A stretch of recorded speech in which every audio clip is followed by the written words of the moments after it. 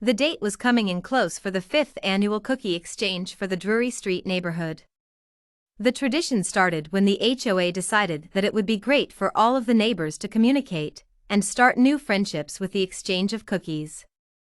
The Sampson family was going to bring in the same cookies that they have baked for the past 4 cookie exchanges, Snickerdoodle cookies. Mrs. Sampson was the cook of the Sampson family and always made delicious cookies for the neighborhood, but she didn't bake the cookies just for the exchange. She was hiding a deep secret from her husband. A few days later, Mrs. Sampson started to bake her delicious Snickerdoodle cookies. "Mom, what are you making?" asked Joey, Mrs. Sampson's son. "Oh, I'm just baking the same cookies that I always bake for the cookie exchange," she replied. "I completely forgot about that. When is it?" "It's tonight at 7 o'clock. "Do I really have to go, Mom?" "Yes, sweetie, and I want you clean and showered for the event." Just as Joey was done talking to his mom about what she was making, Mr. Sampson walked in from his day at work. "Ooh, what are you making?" Mr. Sampson said, taking a giant smell of the air. "Just some cookies for the cookie exchange. I'm excited to go and see the Wheeler family." "Oh, all right. But I thought you disliked Mrs. Wheeler," replied Mr. Sampson confusedly. "I never disliked her, her and I are great friends," Mrs. Sampson explained quickly. "Are you sure?" "Yes, I am. Now go get undressed and ready, we have to leave in an hour." Mr. Sampson headed upstairs to go get ready. As soon as he was out of earshot, Mrs. Sampson went on her phone and called Mr. Wheeler. Mrs. Sampson had always hated Mrs. Wheeler, but she also had a thing for her husband.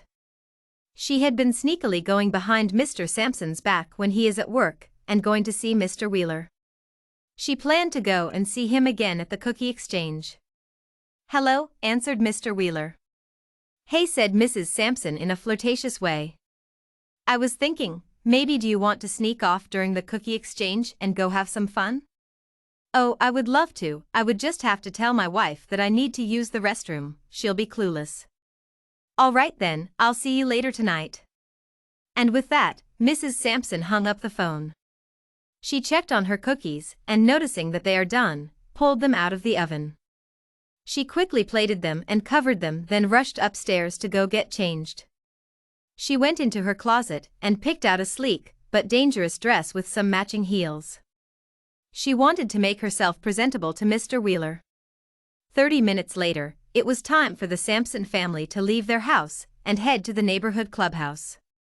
"Joey, come down here so I can see how you dressed," yelled Mrs. Sampson.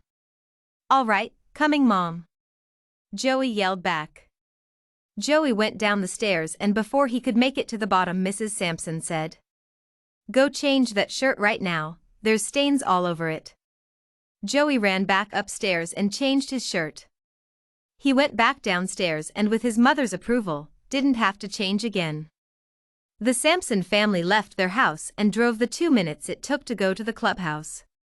When they arrived, they noticed that almost the whole neighborhood was there. They rushed inside as not to be late. Once inside, they placed their plate of cookies amongst the other plates on the long table. "Mom, can I go and find my friends?" Joey asked.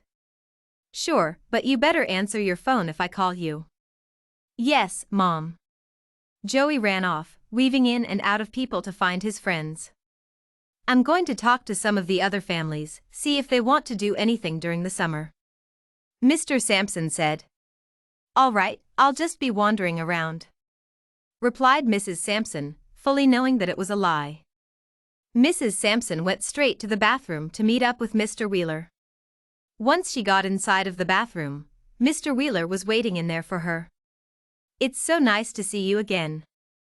"I can't remember the last time that we met," said Mr. Wheeler. "Neither can I," Mrs. Sampson said.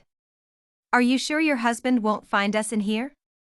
Mr. Wheeler asked worryingly as they have never met up when Mr. Sampson and Mrs. Wheeler was near them. "Yes, I'm sure, now let's start." Just as Mr. Wheeler and Mrs. Sampson were about to start their fun, Mr. Sampson burst open the door. "I knew something was up," Mr. Sampson exclaimed. No, babe, it's not what it looks like, Mrs. Sampson said. No, it's exactly what it looks like. You know what, we're done and I want you out of my house. I don't care how you do it or who does it, but I want you and all of your things out. Mr. Sampson argued back. Please no, cried Mrs. Sampson. Mr. Sampson left the bathroom in a hurry. Joey, come on, you and I are leaving. But why? I'll explain later, just get in the car. Mr. Sampson and Joey left the clubhouse and headed back to their house. Once home, they waited for Mrs. Sampson to come home and Mr. Sampson was going to have her explain to Joey what happened. Do you want to tell Joey what happened?